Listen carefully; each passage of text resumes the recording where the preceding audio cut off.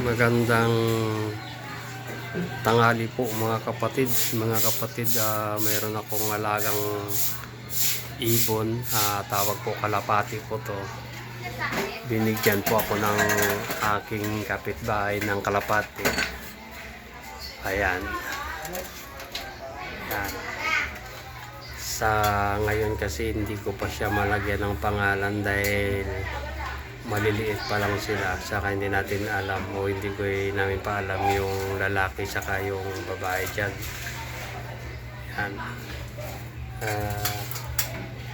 Siguro mga isang buwan pa daw saka namin malalaman kung saan yung barako dyan.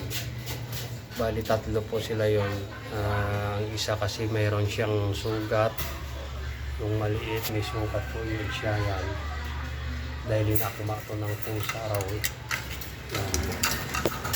Yan ang may sugat yung maliit. Yan yung may sugat yan.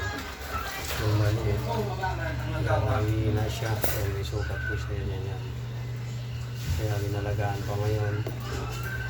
Saka ito yung dalawa yun yung may puti. Saka yung parang itim na kulay ay hindi natin alam kung babae ba o lalaki yan. Kaya sa ngayon hindi ko pa malagyan pangalan ng aking kalapati.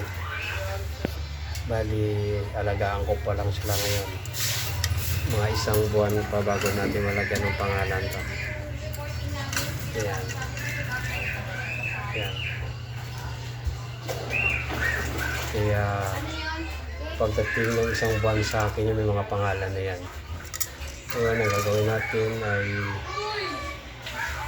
bibili ako ng patoka para sa kanila dahil halos mga 15 days pa lang daw po to o 3 linggo sa mayari. Maliliit pa lang sila kaya ito ang kinuha ko para malagaan ko ng mabuti saka para ma-training ko siya kung sakaling marunong na sila lumipad. Kaya sa araw-araw ay update natin itong ating ibon. Tapos papakita ko sa inyo kung paano natin nalagaan ito.